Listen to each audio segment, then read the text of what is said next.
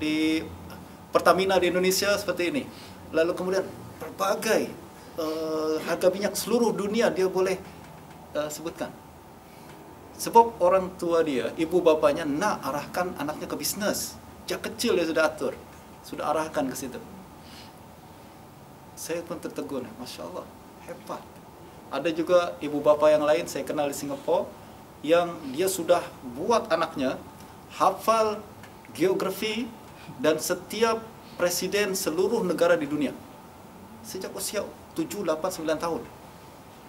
La ilaha illallah. Saya bincang ke anak-anak taklah setinggi itu. Paling saya bincang tentang ikhtilat Imam Syafi'i dan Imam Malik macam mana, Imam Abu Hanifah macam mana, ini riwayat sahih ke tak sahih. Itu pun dia terbengkap-bengkap nak faham. Suruh ambilkan saya Bukhari pun susah. Yang mana Pak? Yang mana Pak? Tapi dia sudah bincang tentang geografi, presiden seluruh dunia, siapa PM-PM-nya, dan dia sudah tahu apa yang mesti dia lakukan ketika besar nanti. Ini dulu sebenarnya adalah cara ulama kita mengajar anak-anak.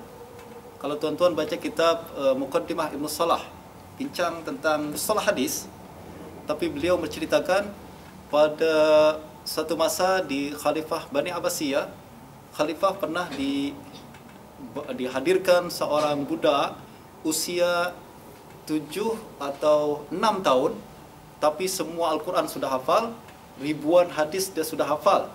Dia bincang tentang fikih juga sangat tinggi, ikhtilaf. Kita Imam Syafi'i pun belum boleh faham semua mazhab Syafi'i, tapi dia sudah boleh bincang ini mazhab Syafi'i, mazhab Malik, Abu Hanifah, mazhab Ahmad dan Hanbal. Dia boleh bincang sebut siapa ikhtilaf ulama bincang tentang perkara ini. Dia semua ilmu sangat sempurna, kata Imam Ibnu Salah. Hanya saja kalau dia lapar dia menangis. Menunjukkan sangat kecil sekali, masih muda, tapi boleh ditrain. Sebenarnya ibu bapa yang menentukan bagaimana boleh mendidik anak-anak seperti ini. Dan kita mulai dengan membentuk persekitaran yang munasabah, yang sesuai dengan perkara itu, tuan-tuan. Nah, anak kita hafal Quran, tentulah kita biasakan beliau mendengar Quran, kita membaca Al-Quran. Nah, hafal anak kita paham fikih dari sekarang, bincanglah fikih dengan baik kepada anak-anak kita. Bincang halal haram seperti apa, teori-teori itu. Jangan kira anak-anak ini sangat-sangat pandai, budak-budak ini sangat pandai. Cuma kita yang underestimate dia orang kan. Underestimate. Budak kecil tahu apa. Jangan cakap mak ayah tengah bincang, padahal dia faham. Dia faham sekali. Bahkan lebih faham daripada kita sebenarnya. Tapi kita yang underestimate, akhirnya potensi besar umat Islam wasted begitu saja. Tak ada yang manfaatkan. Potensi sangat besar sekali. Bincang kembali dengan tentang Imam Al-Bukhari, tuan-tuan. Imam Bukhari punya seorang bapa yang sangat warak. Warak ni artinya jangankan yang haram, tuan-tuan, yang makruh dia tinggal, yang harus pun kalau dikhuatiri, dibimbangi boleh membawa kerusakan dalam agama atau pemahaman dia, kerusakan dalam hidup dia akan tinggalkan. Jangankan yang haram, haram sudah jangan bincang lagi lah. Semua orang tinggalkan yang haram. Tapi meninggalkan yang makruh susah setengah mati. Kita akan cakap makruh je kan Ustaz. Makruh. Ini harus kan hukumnya? Harus. Tapi awak tak faham. On the long run nanti boleh membawa kepada kerusakan akhlak, membawa kerusakan adab dan lain-lain. Kita ada perkara-perkara seperti itu. Imam Bukhari mempunyai ayah yang sangat warak, sehingga berjaya melahirkan anak yang super genius dan hebat sekali seperti Imam Bukhari. Sampai waraknya beliau berkata, la a'lamu min mali dirhaman min haram wala dirhaman min syubhah. Tak ada satu pun dalam saving saya, ini kita bahasa orang bankers kan seperti itu kan, kita bincang dalam bank, kita bincang tentang term-term banking seperti itu. Tak ada satu pun dalam saving saya, 1 sen pun duit haram. Bahkan tak ada 1 sen pun duit makruh atau syubhat. Setiap sen yang saya punya, dengan istilah kita, setiap sen yang saya punya, saya tahu dari mana saya dapat. Dengan transaksi seperti apa saya dapat. Semuanya confirm, 100% halal, tak ada syubhat pun. Haram apalagi, jauh sangat. Boleh kita buat macam gini? Why not? Dia orang boleh, kita pun boleh. Pastikan setiap apa yang masuk ke dalam account saving kita adalah perkara yang hanya haram saja. Apalagi yang masuk ke dalam perut kita dan anak isteri kita. Dulu para ulama salaf ada kisah-kisah yang selalu kita sering dengar, antaranya adalah suami isteri yang selalu mengingatkan satu sama lain. Kalau suaminya bekerja, istrinya akan ingatkan. Istrinya bekerja pun suami akan ingatkan. Apa yang diingatkan? Ulama salaf dulu ketika suami keluar bekerja, istri cium tangan, lalu dia berkata, ya Abu Fulan, ittaqillah. Wahai suamiku sayang, takutlah kepada Allah. La tut'imna bimalin haram. Jangan bagi makan kita dengan perkara yang haram. Jangan beri kita makanan yang haram. Fa innana nasbiru 'alal ju' wa la nasbiru 'alan nar. Kita boleh sabar kelaparan, tapi tak boleh sabar api neraka nanti di akhirat. Sedap lah punya isteri macam itu. Ada macam ini, Masya Allah, hidup surga lah. Dia Masya Allah, hebat sekali. Sebelum keluar, ingatkan pada suaminya, tak apa tak dapat duit bang, kita boleh sabar, lapar. Saya boleh sabar. Tak makan siang, tak makan sarapan, tak makan malam, tak makan tak ada lunch yang mewah-mewah. Taklah kita pergi ke yang mahal-mahal, tak apa. Relax. Kita boleh hidup. Asalkan jangan berikan yang haram, sebab nanti di akhirat saya tak tahan api neraka. Lapar saya boleh tahan lah. Tapi api neraka siapa yang boleh tahan? Kalau ada yang macam gini tuan-tuan, Ustaz Firdaus, saya rekomen satu ambil Ustaz Firdaus. Kalau ada yang cakap macam ini. Itu yang berlaku kepada ayah Imam Bukhari, dan itu yang berlaku dengan ibu Imam Al-Bukhari. Lahirlah anak yang sangat-sangat rajin beribadah, anak yang bukan hanya genius tapi juga rajin ibadah. Kalau kita perhatikan sejarah tokoh-tokoh Islam, tuan-tuan dan puan, sila baca buku-buku berkenaan dengan perkara ini. Salah satunya buku saya. Pernah nampak buku saya belum?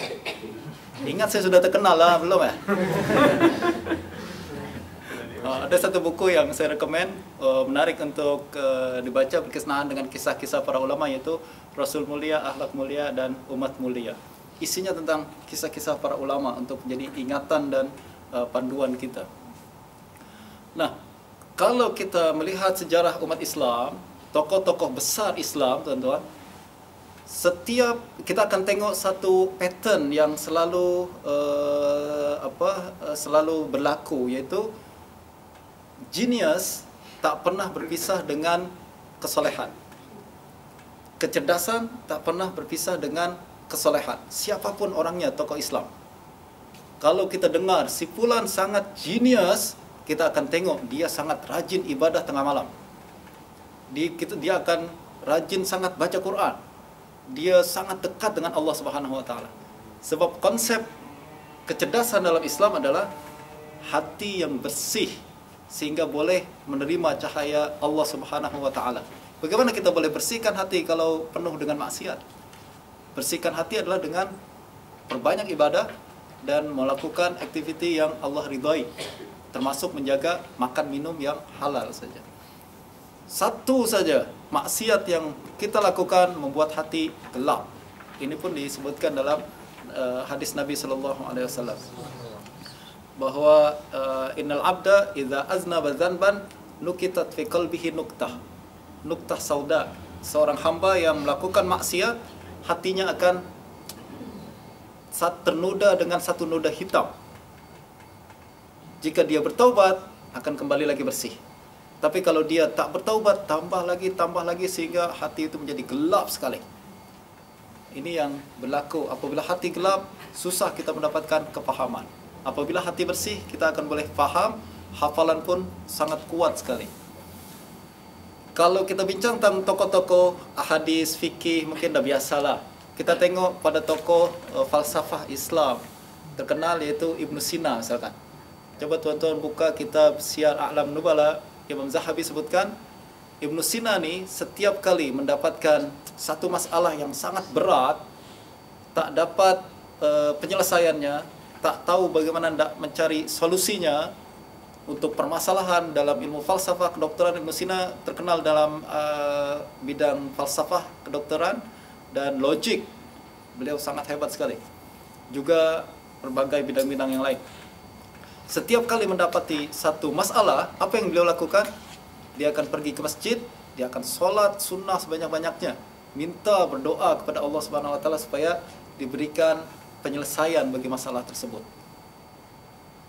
Dan selalu tak ada masalah yang tak pernah terselesaikan apabila kita selalu meminta kepada yang maha alim, yang maha cerdas, yang maha pandai, maha bijaksana, yaitu Allah Subhanahu Wa Taala. Sayang, kita ada pintu besar ni tuan-tuan untuk kita masuki, untuk kita dekati, untuk setiap permasalahan-permasalahan kita. Tapi kita sering ignore pintu ni. Kita melihat penyelesaian ada di tempat lain, padahal penyelesaian ada di depan mata. Kita hanya diperlukan untuk humble enough, sujud di hadapan Allah Subhanahu Wa Taala, meminta dengan sepenuh-penuh hati, minta agar Allah bukakan permasalahan ini. Semua masalah tak akan ada yang boleh tak ada masalah yang terlalu berat untuk Allah Subhanahu Wa Taala. Masalahnya kita terlalu arrogant, sukar kita untuk bersimpuh di hadapan Allah Subhanahu Wa Taala dan meminta. Akhirnya berbagai masalah yang terus datang kepada kita tak pernah ada penyelesaian. Satu masalah belum habis, tambah masalah baru, akhirnya bertumpuk-tumpuk masalah sehingga kita semacam tenggelam dalam masalah dan tak boleh keluar daripada masalah tersebut. The solution is there, tinggal kita datang saja. Dan itu yang selalu dilakukan oleh para ulama kita. Antara lain adalah Imam Bukhari berkata, berkenaan dengan Imam Bukhari, berkata Muhammad ibn Abi Hatim, wa kana Abu Abdullah yusalli fi waqti sahari salasa asyrata raka'atan. Imam Bukhari setiap fajar, sebelum fajar, waktu sahur, pukul 3, pukul 4, pukul 2 beliau sudah bangun untuk laksanakan solat sunnah tahajud. Sikitnya Ustaz, cuma 13 rakaat ya. Quantity sikit, tapi quality banyak. Satu rakaat yang beliau lakukan, panjangnya mungkin macam 100 rakaat yang kita lakukan. Sebab satu rakaat yang kita lakukan kan boleh pilih lah mana yang express ke atau super express kan.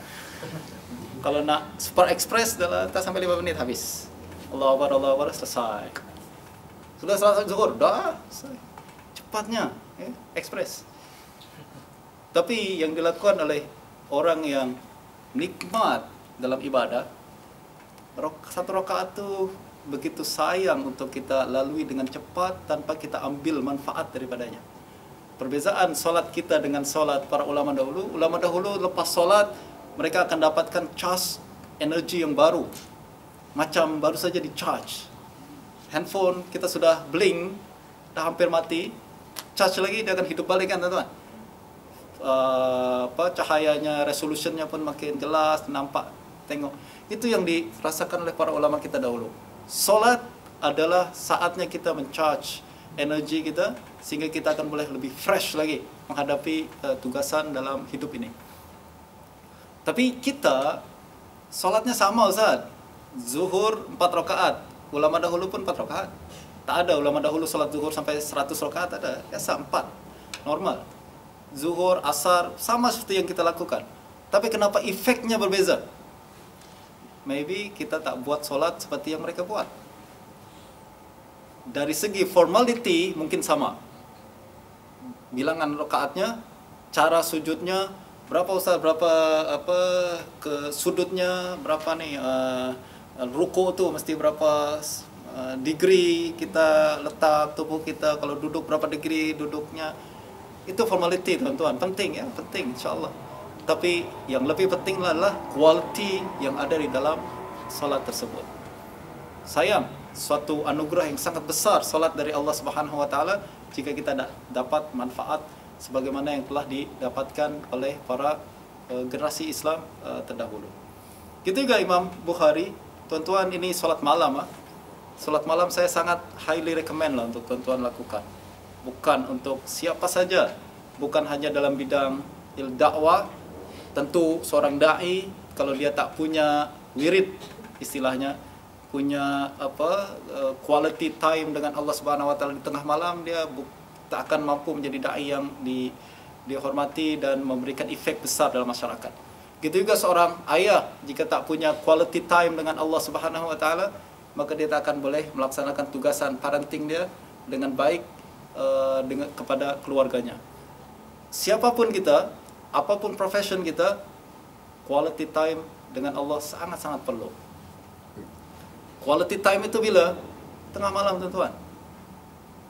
Apabila semua orang tidur, apabila kita begitu nikmat berada di dalam selimut kita, apabila air terasa begitu sejuk untuk menyentuh tubuh kita, pada saat itulah doa kita menjadi sangat mustajab di sisi Allah Subhanahu wa taala. Pada saat itulah apa yang kita minta Allah bagi. Apa yang kita inginkan Allah beri. Sebab kita berjaya melepaskan nafsu kita untuk Allah Subhanahu wa taala. Tak ada sesuatu yang lebih berharga pemberian kita kepada Allah selain daripada ketika kita lepaskan nafsu kita, keinginan kita, nafsu yang begitu nikmat untuk kita kecapi. Sorry, saya tak buat. Saya tengah tunduk kepada Allah Subhanahu wa taala. Macam yang kita lakukan dalam puasa kita, sedap sangat makan. Dalam puasa tu, yang biasa nasi lemak yang murah tu, yang nasinya pecah-pecah, yang keras-keras tu, mungkin kita tak pandang kalau tak puasa. Tapi dalam puasa, ya Allah, nikmatnya nampak. Ikan kering yang kalau kita tak puasa tak ada harganya, tapi tengah puasa baunya begitu appealing, mengundang nafsu kita. Kenapa? Kita lepaskan itu karena Allah Subhanahu wa taala, dan kita menjadi hamba yang berbeza dengan haiwan. Haiwan tak boleh kontrol diri dia. Apa yang dia nak mesti dia dapat, mesti dia ambil. We are not animals. Kita manusia. Kita ada akal, dan Allah Subhanahu wa taala yang boleh kontrol hawa nafsu kita. Nah, itu yang kita lakukan, insya-Allah darjat kita akan semakin tinggi di sisi Allah Subhanahu wa taala. Berikutnya, tuan-tuan, satu lagi sifat, itu tadi di sifat quality time Imam Bukhari dengan Allah Subhanahu wa taala. Sekarang bagaimana interaksi sosial Imam Bukhari kepada manusia? Yang paling penting adalah beliau tak pernah menyakiti satu orang pun manusia. Menyakiti ini dalam banyak bentuk. Pukulan menyakiti, tapi yang lebih menyakitkan sebenarnya adalah apa yang kita ucapkan dengan lidah kita. Kata orang dahulu, luka pisau dulu boleh sembuh dengan cepat, tapi luka dengan ucapan akan lama di dalam hati kita. Maka Imam Bukhari tahu bahaya lidah, bagaimana boleh merusak hubungan sama manusia dan juga merusak hubungan sama Allah Subhanahu wa taala. Tuan-tuan dan puan-puan, fitnah dan ghibah ni adalah sesuatu dosa yang sangat sukar kita taubat daripadanya. Kalau kita melakukan dosa yang lain, senang kita taubat, minta istighfar pada Allah Subhanahu wa taala, insya-Allah Allah kabulkan. Tapi ghibah berkaitan dengan manusia, mengumpat berkaitan dengan manusia, kita sudah hancurkan image dia, kita sudah fitnah dia. Fitnah ini kita sudah bunuh dia, assassin karakternya sudah kita kill, murder dia. Orangnya hidup, tapi macam sudah mati, teman. Keluar rumah pun dia malu, betul tak? Kalau kita sudah fitnah dan ghibah dia, orangnya hidup, tapi sebenarnya kita sudah mati, sudah bunuh dia. Maka keluar rumah malu, menghadapi orang lain malu, semua malu. Bukan dia hanya malu seorang, tapi keluarga dia pun malu, keturunannya pun malu. Maka dosa ghibah sangat-sangat besar. Dan cara bertaubatnya bukan setakat astagfirullahalazim, astagfirullahalazim. You kena minta maaf sama dia. Minta maaf sama dia. Kalau tak, hadis yang disampaikan oleh Nabi SAW ada hadis muflis, tuan-tuan. Dalam satu hari nanti ada orang yang suka, di hari kiamat Allah akan bangkitkan satu orang, lalu dia membawa banyak pahala haji, puasa, berbagai pahala yang lain dia sudah lakukan. Puasa Asyura dia tak tinggal, Tasu'a dia tinggal, Arafah dia tak tinggal, semua dia buat. Tapi waqad qazafa hadza wa syatama hadza, dia pernah memfitnah orang ini, pernah mencaci maki orang ini, pernah menggibah orang ini, akhirnya semua pahala akan diberikan pada dia. Bayangkan kita, kalau saya lah digibah sama orang lain atau difitnah sama orang lain, pada saat hari kiamat nanti orang itu dihadapan kepada kita, Omar, dia pernah gibah awak.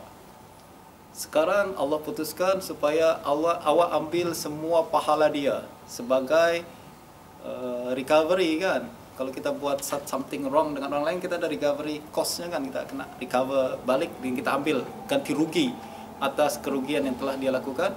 Maka sila awak ambil semua ambil pahala yang dia punya untuk awak. Kita tengok api neraka sudah banyak tuan, depan mata kita.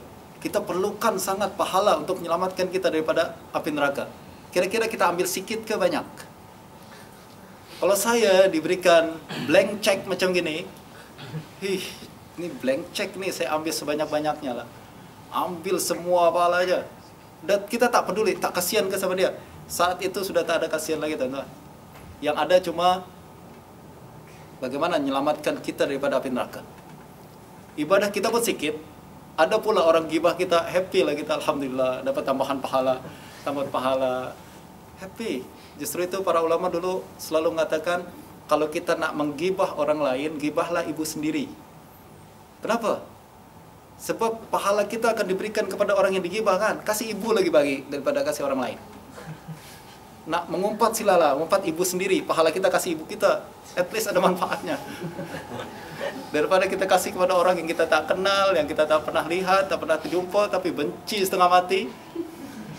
Zaman sekarang zaman aneh tuan-tuan, kita tak kenal kita boleh benci. Tengok di Facebook aja, saya benci lah tengok ni. Tak kenal lah, ni tudungnya tak kenal. Ini bajunya tak kenal, udah gibah tuan-tuan. Tak kenal kita udah bagi pahala-pahala kita kepada orang lain.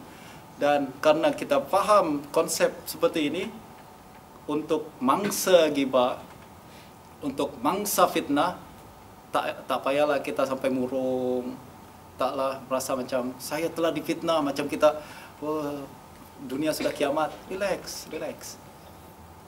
Kenapa? Happy lah. Kita tak payah buat apa-apa, pahala bertambah, transfer. Kalau boleh kita tahu ada orang yang fitnah atau gibah kita kasih dia, belikan coklat lah, kasih ya teman-teman. Kasih coklat dia, ini tanda terima kasih saya sebab awak telah transfer pahala tanpa disadari kepada saya. Kasih coklat, kasihlah pisang sikit ke, kasih es krim ke. Ini tanda terima kasih saya kepada. Tak payah kita pikirkan terlalu berat sangat. Macam ada orang yang pernah datang pada saya begitu stres, dia kata, Ustaz, saya selalu difitnah di office, Ustaz. Fitnah, saya tak pernah berhenti daripada fitnah, Ustaz. Orang selalu fitnah saya, gibah saya, nyakiti saya. Harusnya happy lah. Kenapa happy, Ustaz? Nanti di pahala di akhirat dia tengah pindahkan pahala kepada awak kan. Happy, harusnya terima kasih. Gibah saya lagi, gitu harusnya. Supaya dapat pahala lebih banyak dalam perkara ini. Imam Bukhari berkata, "Maktabtu ahadan qat munzu alimtu annal ghibata tadurru ahlaha." Tak pernah satu kali pun saya mengumpat orang lain, menggibah apalagi memfitnah, sejak saya tahu ghibah itu dapat membahayakan diri saya sendiri.